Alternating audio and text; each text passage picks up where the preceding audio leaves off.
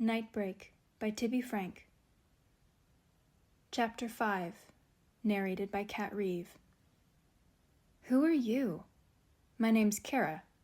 You were very sick, so people have been taking turns sitting with you to help you recover.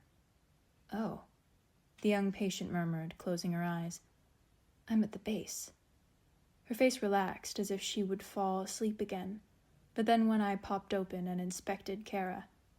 Are you research or recon? Cara thought about that. I'm here for training. So you're new? Cara smiled. Yes. This time both eyes opened.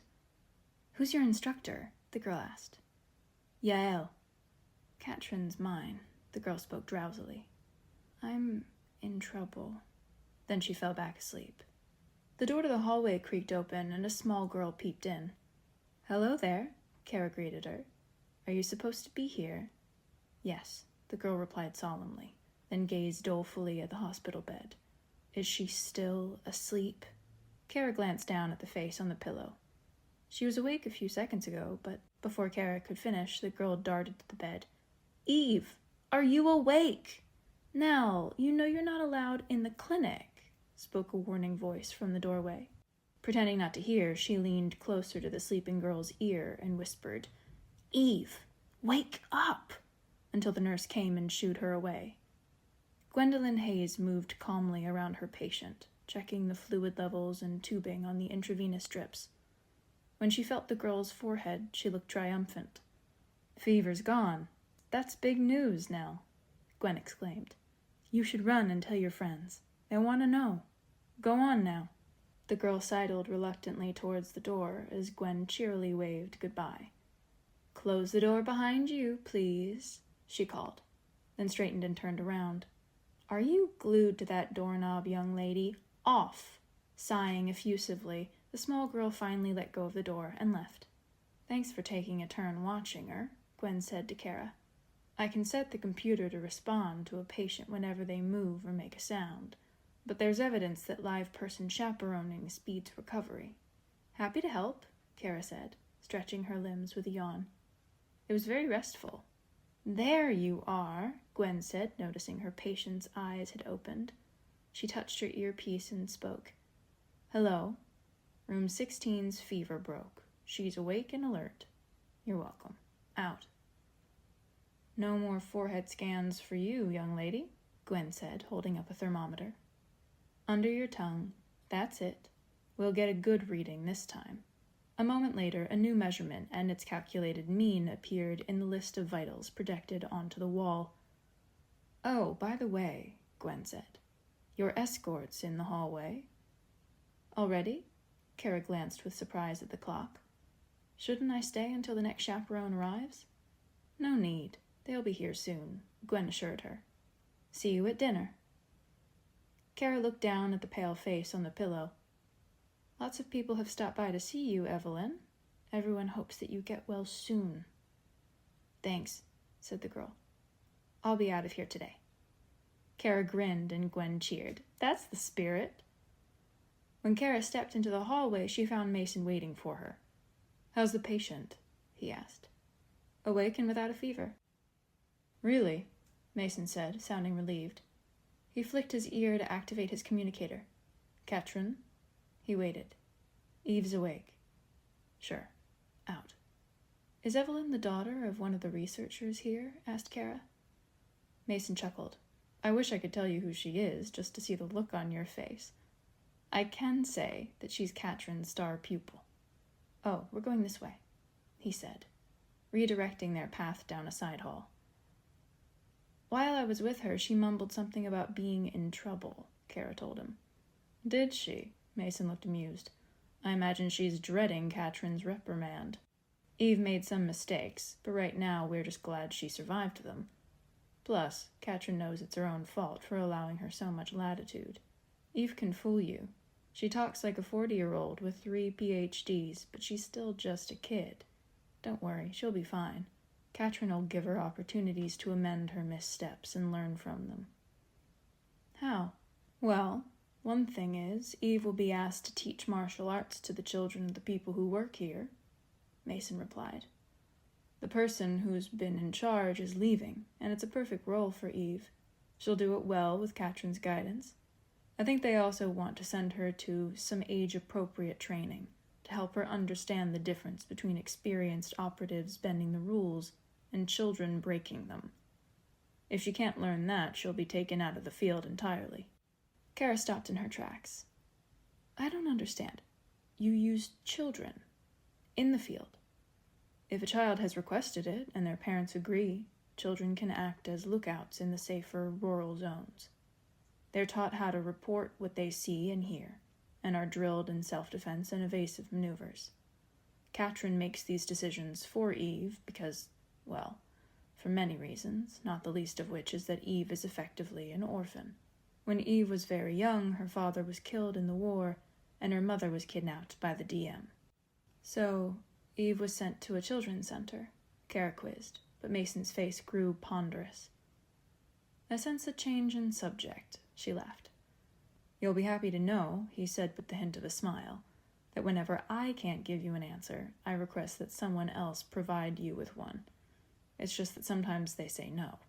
Who says no? She asked. You're about to meet him. When next they went through a door into what appeared to be a newer section of the base, Cara was startled by the noticeable increase in security. Cameras were placed as if to capture every inch of the area, and armed personnel stood outside every door. One more surprise awaited her at the end of the hall, when the guards on either side of the elevator saluted Mason. Cara had read articles about an underground organization with trained soldiers. Net News said they called themselves the Resistance. She guessed it was a waste of time to ask about it directly, so she tried digging for clues. A lot of extra security all of a sudden, she noted mildly. Uh-huh, Mason answered absently as the elevator doors opened to another guard inside. When the elevator started to move, she could feel that it was going up, but the ride was too silent and smooth for Cara to judge the distance traveled. Then it came to a gentle, almost imperceptible stop, and when the doors opened into a small conference room, they were greeted by 2 more guards in a blast of hot air. Why is it so much warmer in here? Cara asked. Her question brought snickers from the guards and a groan from Mason. It gets worse, he grumbled as he crossed the room to knock on a door. Come, responded a voice inside. Mason opened it and announced, She's here, Professor. Superb! Show her in. As Cara stepped through the doorway, the sight that greeted her was a delight. The room was packed with plants growing under sun lamps, and the combination of colorful flowers and sweet fragrances with the soothing hum of ventilation fans distracted her from seeing the older man sitting behind a desk to her far left. Can you tell I'm a budding botanist? The man asked. He turned to Mason and said, I'll call you. Yes, sir, Mason replied, and after an encouraging nod to Cara, he left them. The man motioned to the chair by his desk. Please. As she moved closer to take the proffered seat, Cara couldn't miss that he was staring at her as if she were an apparition. Then suddenly he stood up and said, Where are my manners? Would you like some tea? Please. I'm sorry about the interrogation yesterday, he said, setting the water to boil. They call it an interview, but I like to say what things are. He glanced back at her. I hope it wasn't too overwhelming. Not my favorite experience, Cara responded cautiously. But you couldn't have been too surprised, he proposed, given that you did your graduate work in a military facility. I understand their vetting process is similarly rigorous. Cara frowned. Being familiar with lie detector technology is not the same as being comfortable with it.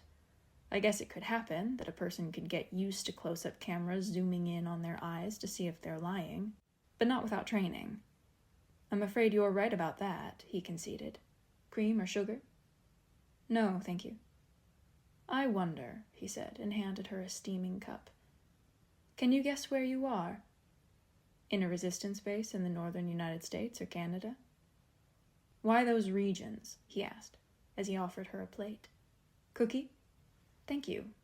During the trip here, I paid attention to the changing air temperature throughout the day, and to the sounds and smells of the quiet wooded areas where we stopped for gas. As a botanist, I'm sure you understand that the sounds and smells of forests are distinct at different latitudes. The man threw his head back and laughed until tears spilled from his eyes and drove him to blow his nose. When he finally responded, he said, "Mason told us you would never agree to travel under sedation, so we had a decision to make about whether to risk your coming without it. And you've just so eloquently described why we can never permit it again." "Why did you allow me?" He lifted his mug and drank some tea. "Because a saint told me you could be trusted. And now 3 lie detector systems and a panel of psychologists agree with him. We're convinced. But what about you?" He peered at her above his cup. "Although I imagine it's reassuring to see Gwen, you only knew her a few months before she disappeared. And though Rachel and Mason seem trustworthy, you've known them only a short while as well. What if they're being misled? Isn't that what you were wondering?" Cara didn't answer. She didn't even know this man's name. "Tell me, is there anything that you are certain about?" he asked. "My regional manager is maladjusted," she answered, "and abuses are being committed in the division where I work." "But you're still hoping that the cruelty you've witnessed is limited to a small portion of the corporation, rather than running all through it," he suggested. "Yes. Of course you would hope that," he affirmed. "The corporation has been held up as a stalwart institution for as long as you can remember. What we're telling you conflicts with what you've heard from teachers, professors, and prominent people in the news. You've been proud to work there. So, what do you need from us? What would convince you that the organization I represent is who your new friends say we are?" Cara sat up straight. "If you allow me to see your research facility," she said, "and talk to your scientists, I could determine if you're actually equipped to develop a vaccine. Then at least I'd know you might be telling the truth about that." He nodded and was quiet a moment before he said, "I'm sorry if I was gaping when you walked in. I wasn't prepared for how much you look like your parents. Pictures of you don't do justice to the in-person resemblance." He leaned forward as if to present his face more fully. "Do you recognize me?" Her head tilted slightly. "Maybe. Have I seen you on the net?" He walked to a bookcase, removed 3 framed photos from a shelf, and handed one to her. "I'm the man in the middle." Cara drew in a long breath. The picture showed a younger version of him standing between her parents. "I was your father's and mother's best friend, second only to the friendship they had with each other." His words lit a candle in a forgotten corner of her thoughts. "You're Canon Brooks," he beamed. "Yes."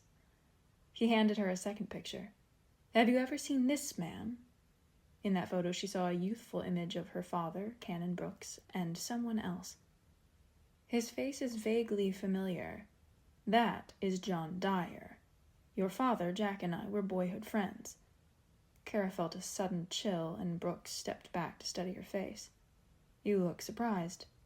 "I don't remember my parents ever even mentioning the CEO of the corporation," she spoke warily, "let alone a close friend." Brooks handed her another photo and pointed to a small boy in it. "This is also Jack Dyer," he told her, "with your father and me when we were about 10 years old. Come see these others." As Cara perused the pictures displayed on the shelves, she saw one she recognized. She'd seen it before on the wall of her parents' study. Noticing the direction of her gaze, Brooks picked up the framed photograph and handed it to her. "You've seen this high school photo before?" he asked. "Yes. That's your father, of course, front and center, holding the trophy. I'm next to him here, and this is Dyer. Did you know your father was our team's captain from his sophomore year on?" "No." "Look at these faces. We just won the national championship. It's a joyous, triumphant occasion. See how happy we all are? Now look at Dyer." He gave Cara a moment to inspect the image. "I can't tell you why Jack looks like a bee just stung him. Maybe one did. But the fact that every face in this photo is jubilant, except his, makes this picture perfectly symbolic of the lifelong friendship between your father, Dyer, and myself. Your father was the born leader, I his ever-reliable wide receiver, and Dyer was the begrudging second-string player. I'm convinced that if Dyer had spent more time emulating your father instead of envying him, he'd have turned out much better. Cara examined Brooks in a sideways glance.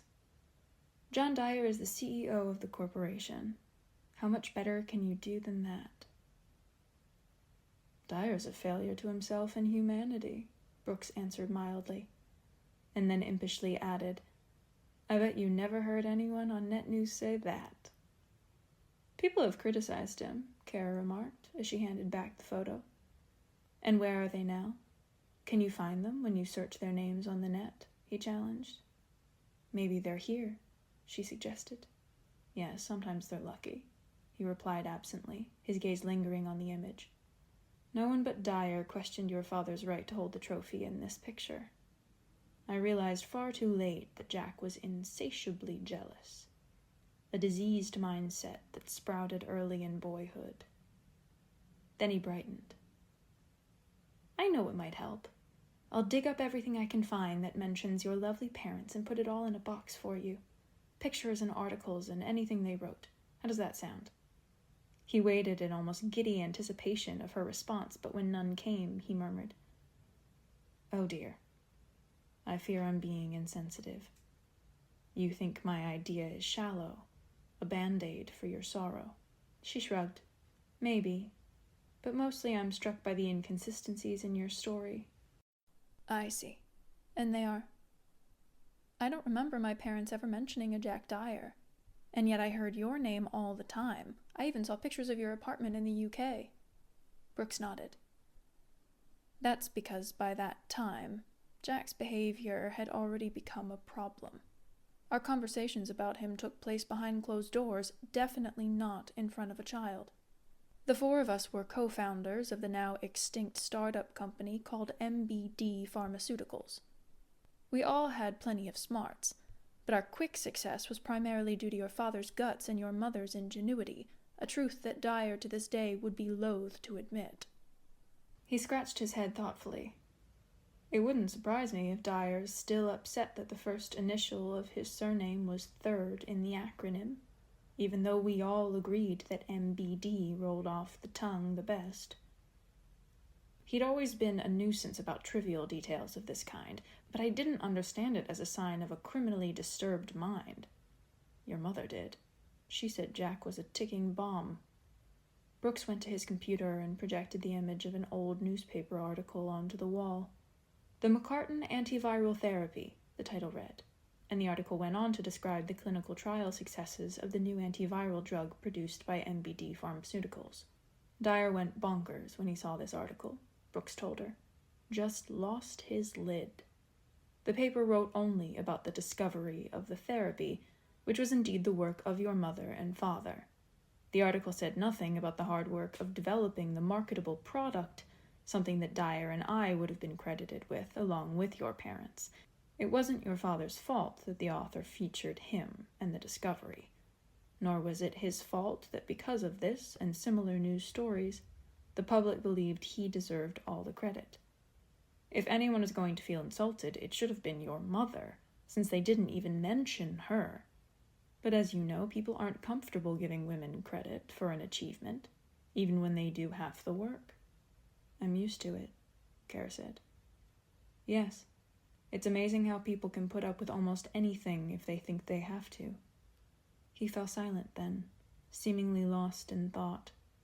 When finally he picked up the thread of the story again, he spoke slowly, as if he were watching a memory play out in his mind as he talked. Your mother understood that the reporter simply chose to write the article that way. But Dyer, I really should have seen it by then, but I didn't. I brushed off Dyer's ridiculous overreaction as an artifact of his having overworked himself, somehow forgetting that, oh right, we'd all overworked ourselves, all the people in the lab, all of manufacturing, everyone. I remember, I was an exhausted mess, an overwrought, wrung-out dish rag, but somehow I saw the article as great publicity for our company, and Dyer saw betrayal, of all things. Who knows how he came upon that crazy, twisted understanding? Did he think your father made a deal with the press? No. No, he did not, because he knew your parents would never do such a thing. So how did he justify his accusations of betrayal, you might ask? The answer is he didn't. He didn't bother, because he didn't care about the truth, or what's right, or how he was affecting anyone else. He only cared about himself. What matters is what he has and doesn't have. That's who he was, and now he's much worse. While she listened, Cara tried to recall what she knew about Canon Brooks. He'd been the top executive in the corporation, second only to the CEO. Before the corporation, Brooks had been a research professor at Oxford, a renowned science orator, and her father's lifelong friend. But then about a decade ago, she'd heard the now curious news of his sudden death. "I remember when they announced you'd been killed by terrorists," she remarked. "Ah, yes," he said with content amusement. "I guess I was just dying to join the resistance." "You admit it's your organization?" "The resistance is the name we leaked to the press," Brooks explained, "and is often a convenient colloquialism to use among friends." "So, we are friends, you and I?" asked Cara. "From my perspective, yes, but I think you may have a few more questions." "An untold number," she agreed. "Ask them. Ask away." "All right." Cara sat forward in her chair. "At the time of your death, you were John Dyer's top VP. That was quite a switch, from corporation executive to terrorist," she observed. "What happened? What made you leave?" His cheery expression vanished. "I joined the resistance when I could no longer rationalize being part of a system that was responsible for 1,000 deaths a day, and endangering the lives of millions more, for no good reason." "There's always a reason," Cara baited. "Disinterest in the pain you cause others because you're consumed with self-interest fits the no good reason category," the professor murmured as he studied the inside of his cup. "We can forgive those who are deaf to reason, but we don't accept their destructive behavior." He put the cup down on the table. "When people like Jack Dyer think they have the right to endanger others, society must find a way to stop them. Many people are allowed to be or taught to be selfish as children, or become so for one reason or another later as adults. They can't see, let alone operate outside of what's been imprinted. You could argue it's not their fault because their minds were conditioned, but if you think that, then it's your duty to help them find a way out, free them from their mental trap." "Then I hope you have the antidote to fear," Cara warned, "because that's the trap." "I think I might have the remedy for Jack," he answered, "but his greedy comrades will have to swim to another shore." "I see. Well, if you're planning something retaliatory, you can count me out," Cara announced flatly. The professor sat back in his chair with a puzzled expression. "Neither I nor any other leader in the resistance has punitive intentions towards Dyer or the corporation. Despite what Net News tells you, people in the resistance aren't anarchists. We don't and won't perform foolish, destructive acts that could lead to a power vacuum. Our goal is to work cooperatively." Cara considered that. "Do you plan to approach the leaders of the corporation using your vaccine as leverage?" His eyebrows sunk into a frown. "I'm afraid we'll need more than one bargaining chip to buy a seat at that table. The vaccine is certainly an ace up the sleeve, but the corporation holds almost all the other cards. Martial law has allowed them to take ownership of the manufacturing processes in this country and control the distribution of every product that's made here and abroad. At the beginning of the war, that didn't seem so unreasonable, but now that corporation money controls the government and the military, self-indulgence has displaced reason. Fortunately, influence changes like the tides. The inrushing tide can be intense and powerful, but inevitably it slips back into the sea. Our job is to wait until they can't deny their supremacy is slipping, and then present them with a palatable way out that is simultaneously our way in." Cara noticed she'd been tapping one foot and forced it to stop. I'd already agreed to Rachel and Mason's requests before I came here. The fact that you risked exposing your identity and this location can only mean one thing. You want something else. Something in addition. Have you guessed what it is? He asked. I'm just a scientist, she reminded. Just? As you well know, scientists take orders from the business side of the corporation, she said. We have no decision-making power. We can't even protest the misuse of our research. If they distort our data to win a legal battle or promote a product, we can't say a word, because we've signed employment documents that state we shall never sue the corporation, and we shall never go public with internal disputes. When foolish people break these agreements, they go to jail. Or disappear. Cara's eyes narrowed angrily. Tell me what you want. All of it, right now, or else my answer is preemptively no. Very well, said Brooks, sounding almost relieved. Here it is then. After you complete the assignments you've agreed to, you'll need a safe place to land. We'd like you to come here and work with us. Join our research team. Cara leaned back and crossed her arms. Your reticence in making so fine an offer suggests there's an unpleasant non-negotiable attached. There is, he spoke tentatively, despite the frankness of his words. All our operatives and researchers agree to take a drug the moment there's even the slightest risk they'll be questioned by the authorities. With this drug, we can selectively wipe out a few months, a year, or a lifetime of memories, depending on the dose. Cara felt shocked and yet not surprised. The military had a similar drug. She stared at the floor and listened carefully as Brooks went on to explain. For 20 years, we've done studies on men, women, and yes, even children, he said. That sounds unethical to dose children, but sometimes it's the only way to protect them. We have charts that enable safe dosing based on age, weight, body fat content, and sex. Taking the drug at any dose is a drastic measure, of course, because memories are precious. So the decision to administer the drug is done with careful deliberation. His eyes locked onto hers. This is how we protect our people. Cara looked away. She was already convinced of the necessity of the precaution. She just wasn't ready to admit it. Of course, you're welcome to say no, he added. If you decline, your self-defense and mental preparedness training would proceed as promised, and you'd get to meet a few of the scientists who would answer some of your questions.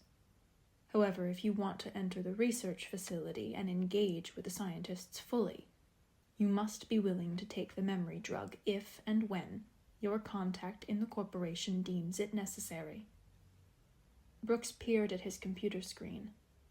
I see your primary contact is Rachel. Do you trust her?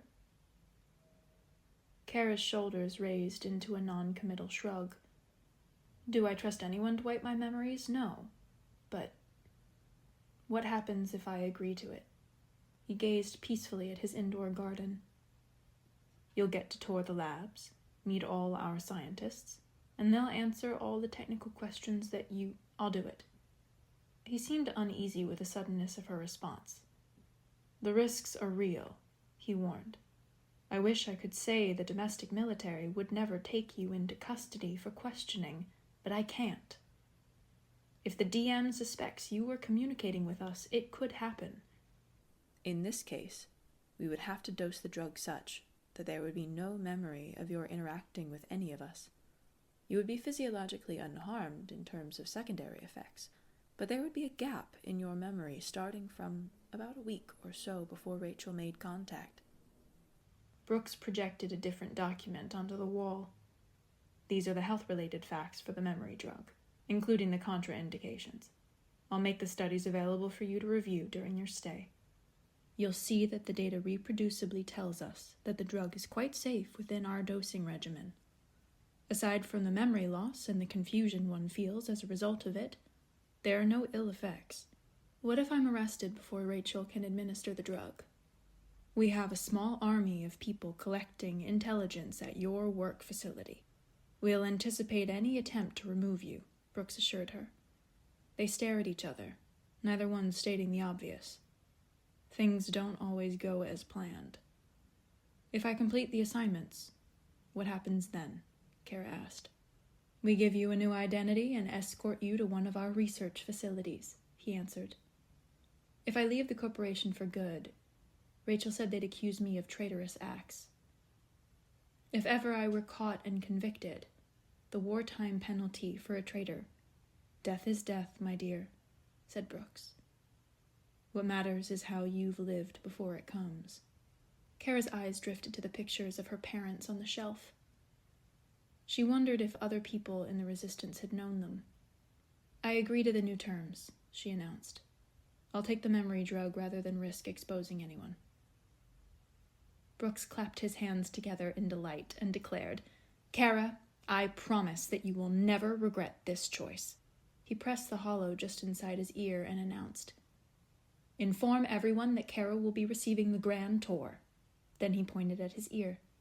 They inserted this new type of communication device right in the tissue of the concha cavum. Where will they put it next, my brain? The door to the conference room opened. Are we ready? Brooks asked as Mason entered. Almost. She just needs to put this on. Mason handed Cara a beautifully crafted lapel pin in the shape of an arc. There are security sensors throughout our tunnel system, he explained. Some sense body temperature, some detect sound, and others see movement of anything larger than a rat. The pin will allow you to move freely between your living quarters and the cafeteria, he told her. But outside of those areas, you'll still need an escort to avoid setting off the alarms. Which are very loud, Brooks warned. Ear-splitting, agreed Mason, and pointed to one end of the pin. If you press here, it works as a comlink. It also has a tracking function. In case you're a double agent, Brooks joked. Cara grinned. A removable pin to catch a spy. It's in case you get lost, Mason patiently corrected. The tunnel system is extensive, and it's easy to get turned around. At some point, if you're willing, we'll insert a communicator chip into your ear like the one the professor has. Brooks groaned. Full disclosure, just for you, Cara. One of our engineers designs these dermal layer comlinks, and we're his guinea pigs.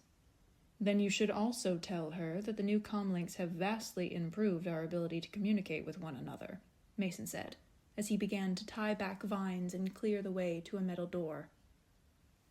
These plants are out of control, Professor. If you don't cut them back, I will. Now don't go acting like these comlinks are perfect, Brooks admonished. I'll admit there are no medical issues, and that's remarkable, but functionally there are many deficiencies. In the field, you have to set up an artificial barrier against interfering frequencies to prevent the DM from jamming or intercepting our conversations. Mason keyed a code into the access panel on the door. No link is perfect, he argued, pressing his fingertips to the screen. Our technology works seamlessly inside a facility like this, and in places where we can set up a perimeter. Given those conditions, we can switch an earpiece on and off remotely, program it to specific channels, and pinpoint your location while we talk to you. I'd say that's pretty good. Mason used a cloth to clean the lens on the security pad. Are there limitations? Yes, of course there are, Mason said, glancing back at Brooks. With any generation-based telecommunications, whether you're using 5 or 15G, you're going to lose transmission if you go out of range, or get blocked by a big, dense object like a building or a mountain. And yes, as you point out, you can also get jammed by interfering wavelengths, unless you set up a perimeter. Mason leaned closer to the security pad and allowed it to scan his eye. Then there was a whirring sound, followed by a click, announcing the release of the latch on the blast door. Come on in, invited Mason as he swung open the door and went through it. I don't know why you're complaining about the vines, Brooks retorted as they passed under the doorway. They conceal this metal monstrosity. Think of it as added security, camouflage. When Cara stepped through the door, Mason grabbed her arm. Stand still for a moment, he cautioned, till you get your bearings. Whoa, Cara exclaimed when she saw what he meant. They were standing on a catwalk that was many stories above the floor of a cavernous space, with only a railing between them and the drop downward. A huge rotunda monopolized the view at eye level, and it took Cara a few seconds to recognize that she was staring at the midsection of a single gargantuan object. She grabbed hold of the railing and looked down. Then she looked up. "Is this a rocket?" Professor Brooks grinned. "It's the payload module of a manned spacecraft. We're experimenting on improvements that will make space travel safer, more economical." "In what way?" she asked, as she continued to gaze in awe at the Leviathan Tower. "One of our chemists has discovered a material that's cheap to make, yet blocks radiation more effectively than anything we've seen. Spacesuits and external tiles on ships made with this material limit radiation exposure so well that lifelong missions in space are now feasible for humans. We've also added an inexpensive fiber to the external tiles that strengthens them against collisions with space debris. The chief enhancements, though, are related to changes in flight strategy. But for details on that, you must talk to the experts down there." He turned to Mason. "Arrange a time for her to meet some of the scientists developing the prototype." "Yes, sir." Brooks pointed to a tripod with a pair of binoculars. "Help yourself," he offered. "There's plenty to see." After directing the viewfinder and pressing the autofocus, Cara saw a platform of instrument panels, with their back-end electronics fully exposed. Panning the room, she found row after row of people at computers and many more leaning over tables covered with circuit boards and e-devices. A solar array and parts to a propulsion system, including a massive engine, occupied much of the floor space. She zoomed in on the solar array and could see the interior electronics in sections, where the protective panels had been removed. She wondered how this intricate mesh of machinery that looked so delicate could endure the rigors of space. "What's the big unit to the left of the solar array?" she asked. The professor increased the magnification of his prescription eyeglasses and looked down at the cavern floor. "That's the beta version of the science module for this ship." Cara whistled in amazement and turned to look at Brooks. "Where did you get the funding for all this?" His eyes twinkled. "We have many interested donors." "Who invest in terrorist groups?" she asked. "If the government found out, they'd take everything they had." "The commercial space sector knows how to funnel money discreetly," Brooks assured. "What do you have that they want?" "Our work is different," he said, "in that we're preparing for long-term exploration. The donors are interested in the engineering advancements in the prototype spacecraft," Mason explained, "and all our software, including the flight simulations we use to train astronauts." "You give flight training? Where do you do that?" Cara asked. "They start here," Mason began. "This is where they receive their academic instruction and are drilled in physical fitness and survival tactics. The zero-G, robotics, and extravehicular training is done at another location."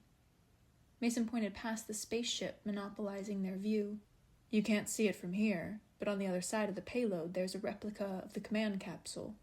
As Mason went on to describe their space program, Cara compared what he said with what she already knew. Every child across the country played astronauts and aliens, and dreamed of being a space explorer.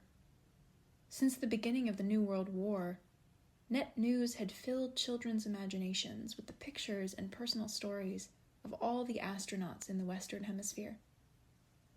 They called them the Star People and our gladiators in space, spreading glamorous digitals of them around the globe.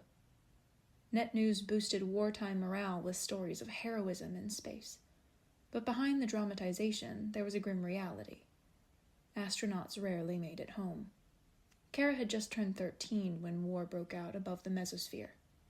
An atmospheric disruptor was deployed against the eastern seaboard of the United States, initiating a 4-day ice storm. The attack locked the land in glistening stillness, shutting down water, electricity, communications, and transportation from Georgia to Maine. The cause was quickly confirmed. Enemy satellites in the thermosphere had detonated bombs on drones flown into a fast-moving nor'easter. But there were so many satellites delivering enemy signals that hurricanes struck the west coast and tornadoes touched down over open plains before all the drones over North America could be neutralized. The United States first answered the attack by activating a weapons system that protected friendly satellites but blocked enemy transmissions, and a second system that prevented new, unsanctioned satellites from entering orbit. But the new weapons systems had difficulty communicating with the older defense components, already in space, necessitating hands-on maintenance to ensure uninterrupted connectivity between the old and the new. When attempts to do this with robotics failed, they manned the space stations with live personnel charged with protecting and repairing the weapons systems in orbit. To meet the challenge of staffing the space stations so that work could be done around the clock, the government launched a rigorous recruiting campaign. Overnight, propaganda films flooded the net and romanticized life in space. Commercials popped up on every net page, advertising space duty as twice the pay for similar positions on Earth, plus full family benefits, awarding free health care to the Earthbound spouse and children, and life insurance for the astronaut. The campaign was so successful in popularizing the position that in just 3 months, the first technical specialty unit was rocketed to one of the space stations, and 6 months later, another unit joined them to replace the ones that died. Net news turned the deceased into military martyrs, but another narrative traveled by word of mouth and gradually turned into lore. People said the mechanics in space called themselves the journeymen, and they'd created their own code of conduct that was separate from the military's rules of governance. Public perception was that the journeys could do as they pleased, as long as they kept the weapons systems working. Journey worship spun out of escapist fantasies in Americans who resented their lack of self-determination and revered anyone who risked their life to get it. There was also the popular notion that the journeymen lived in a blissful state of disinterested detachment about Earth and its problems. But Cara had read about the rigors of life in space, and knew that the people orbiting the planet had to put everything, every second of every day, every thought, every calorie of energy, everything went into survival. The lucky ones lived through the day and dreamed about Earth at night. Private sector exploration of the solar system flourished in parallel with the expansion of military operations in space. In 2 years, the lunar landscape morphed from a mining site into a way station to Mars. And although no one considered Mars a realistic candidate for full terraformation, the Red Planet had become a terraforming test lab in the race to own the mineral and chemical resources in space. Hundreds of satellites collecting data and running experiments now orbited Mars. The surface was dotted with compressors converting carbon dioxide to rocket fuel, and marbots mining elements in ore. The ability to mine natural resources in space was a necessary first step towards humans living off Earth, and now that remotely controlled robots were gainfully doing so, the next step towards colonizing was to send people to build way stations, like stepping stones, across the solar system. As unappealing as living in space was to most people, the war had depleted the Earth's resources to such an extreme that space colonization was starting to look good to the public. But private financiers had only just begun to recoup the money they'd sunk into mining the moon. Investors were no longer willing to back what the military called protective expansion into space, unless there were short-term profits to be gained. The military considers you a terrorist group, Cara pondered aloud. How do you plan to launch your ships? You'd never make it past our weapons, never mind the enemy's. That'll be sorted out in time, said Brooks. For now, our focus is on getting a vaccine. Lack of a vaccine, besides being a disaster for Earth, is an impediment to space travel. People in the space stations are tethered to Earth, to the corporation, through their need for antiviral. If that were no longer true, space exploration would explode. But without it, there's too much uncertainty. Would you fund a trip to another planet if there were a major possibility you'd infect the new world with a deadly disease? Cara was stunned. That's what you're planning? An expedition to the nearest Earth-class planet? Ultimately, yes, revealed Brooks. But as you can imagine, such a goal must be approached in stages. Your financiers will have passed on by the time the travelers reach the planet, noted Cara. Do they expect to get cash returns on new technologies that surface along the way? You're right on the money, quipped Brooks. The astronauts tasked with maintaining the Earth's satellites have generated lucrative technology, Mason explained. Our sponsors anticipate reaping similar rewards by sending people deeper into space. Brooks nodded. Our clients want a front-row seat to the engineering magic show. They know that, in space, the unexpected will inevitably occur, that problems will arise, the likes of which have never been seen, requiring technical solutions as yet unimagined.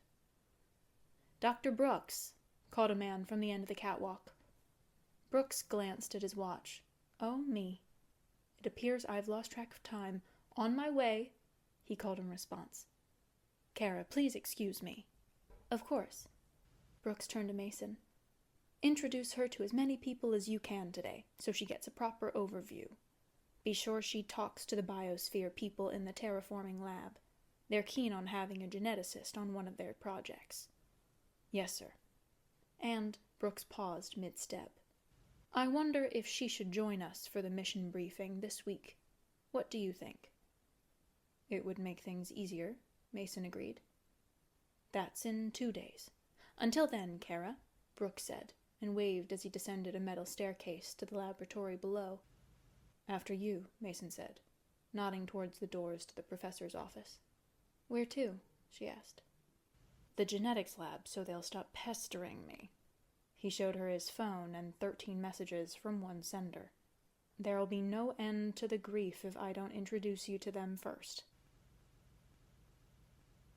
Gwen and Cara took their drinks to a quiet corner, away from the commotion in the dining hall. They sat down next to a water sculpture with dozens of miniature waterfalls splashing over stone. "I think the last time I saw you at work," Gwen said, "was the day I found out that the investigation was rigged." "Yes," agreed Cara. "What happened to you after that?" "I went to my office and found a posse waiting for me. One HR rep with 4 security guards." "4?" Gwen laughed. "What did they want?" "The rep informed me that I had to take a leave of absence or lose my job," Gwen answered. "And when I asked why, she said, 'For your mental health.' Then I asked, 'For how long?' And she told me that a corporation psychiatrist would determine when I was fit to return to work." Gwen grumbled something inaudible, then said, "Well, I already knew how that game worked because of what happened to other people." "What happened?" asked Cara. "They only let you come back if you agree to take anti-anxiety meds. They don't actually care if you take them. They just want it on your record that you're a mess." "That can't be legal," Cara said. "Legality is irrelevant, remember? The corporation protects its liars." Gwen leaned back and sighed. "Actually, the posse helped me understand I had to get out of there, and Al made it possible. Just goes to show that you should never give up. You have to keep looking for a way forward. Oh, I have good news. They've asked me to continue on and study medicine after I finish the nursing program." "Wow," Cara exclaimed. "That's great. You'll make a fantastic doctor." Gwen grinned. "Thanks. There aren't enough of them, that's for sure." Her smile turned to a grimace. "Medical students are sent to the front before they finish their degree. One of the many things Net News doesn't tell you. Which reminds me, I did ask around about Shirley and the 2 other women you named. No one knows anything." "Oh," Cara's face fell. "I'm really sorry," Gwen murmured. "I didn't know Marta or Angelique, but I worked with Shirley for years. She wasn't crazy." "Are you sure?" Cara asked. "She said some crazy things." "She was angry, and because she had nowhere to take it, she talked it. Hopefully she decided to vote with her feet and left." Cara sighed. "I don't know.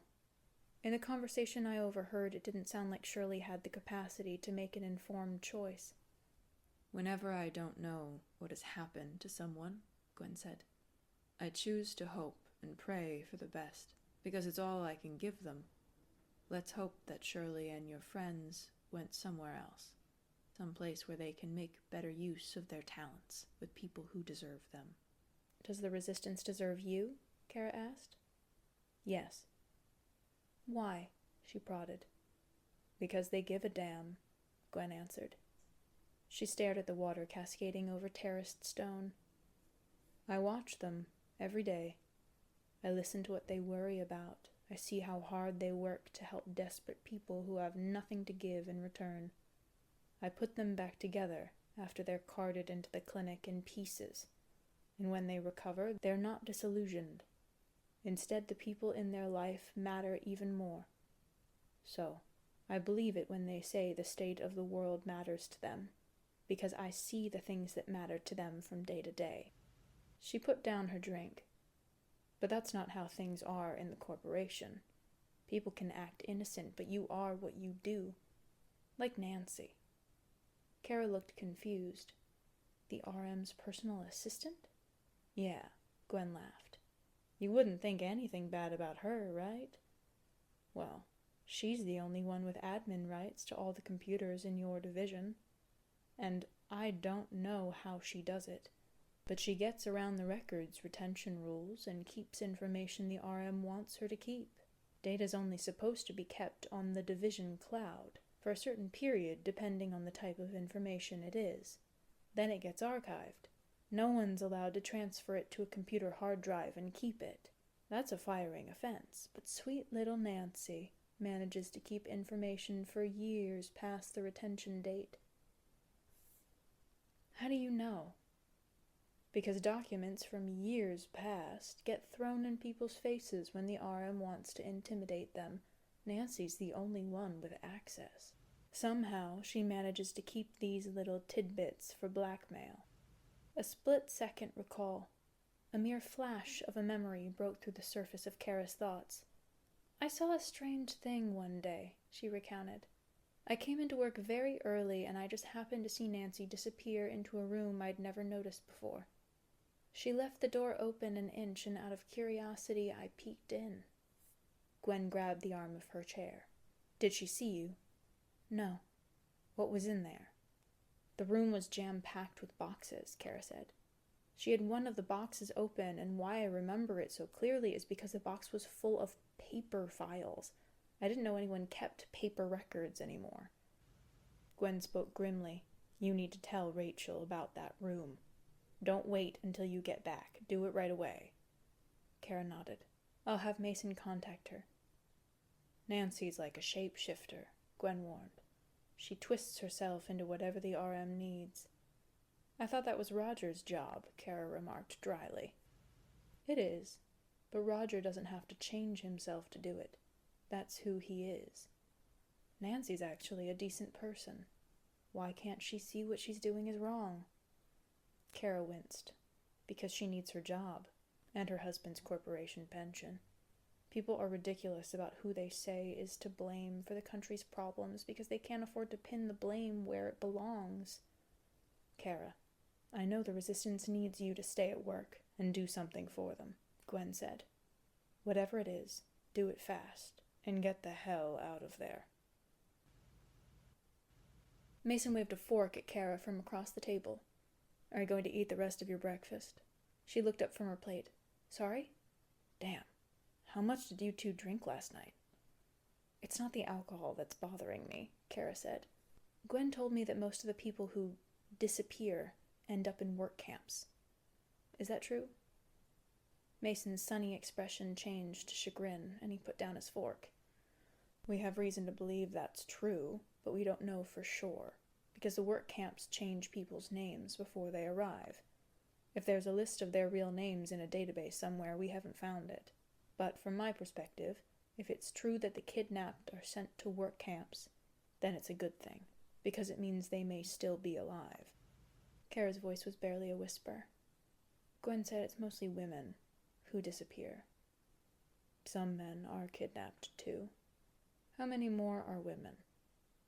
Mason leaned back in his chair. His posture was open and artless, but his expression was somber. 80% of the people who disappear are women, he said. Cara swallowed. Why so many more than men? Mason hesitated, and Cara waited. Finally, he answered. The government doesn't care what happens to women or female children. That's clear from all their policies. So when that part of the population disappears, there's no consequences. Cara recoiled. Women and girls are not part of the population. We're the majority. I'm not saying it makes sense, he retorted. I'm saying it's fact. In this society, women are left to their own devices. Employers will work you and pay you if you follow the rules, but if a woman's in conflict with a man, forget it. The authorities won't help her. Cara stared at him wordlessly. You know this. You just haven't thought it through. Men are socialized within the political economic system from boyhood, he reminded. As boys, we're taught what's safe to say and do from other boys and men, but women are socialized outside the system, and not knowing the rules often make costly mistakes. He paused, then said, You know this is true. Cara jumped to her feet and began pacing. I didn't know that meant I could be sent to a work camp. I'm not trying to scare you, Mason said, his voice unwavering. I just think you deserve the truth. People disappear if they say or do something that threatens a man with leverage in the DM, the corporation, or the government. The people who speak up are predominantly women, but some men too, and they disappear too. Cara pulled in a deep breath and sat back down. Do you try to help them like Rachel helped me? And Gwen? Yes, if we think we can risk exposing ourselves. Of course, we don't always know when someone's opposing the system. Wives of corporation men frequently disappear, but because conflict in those homes is kept so secret, no one knows until the woman is gone. Our biggest effort to stop the kidnapping is within the corporation itself. We have hundreds of people there who, like yourself, are gathering evidence. How will proof help, Cara asked, if the corporation leadership is condoning it? Where will you take your proof? He looked apologetic. Don't you dare change the subject. What I can tell you is this, he said. The split second we can name the top people in your management who are responsible for the kidnappings at your facility, Rachel will pull you out. Then you can come here and work to your heart's content. Her eyes narrowed skeptically. That breezy scenario sounds about as achievable as your plan to steal my great-aunt. From a military base, no less. When are you planning that little excursion? That's what the briefing's about tomorrow. So, are you going to eat the rest of that or not? No. I don't seem to have an appetite. Mason swept her plate off the table and placed it on the floor, calling, Winston. A tan-colored mastiff, as tall as the table, instantly appeared and began gobbling up the food. Hey! A voice hollered from the kitchen. Oops, Mason laughed. The cook's here early today. Time to go. Dogs eat out of dog bowls, the man yelled. I see that again, Mason. You're doing dishes for a week. Sorry, Kevin, Mason called over his shoulder. Then to Cara he whispered, Do not mess with the chef. Do not mess with the chef, boomed the cook. Cara started laughing, and Mason grinned as he grabbed 2 snack bars before hurrying her out of the hall.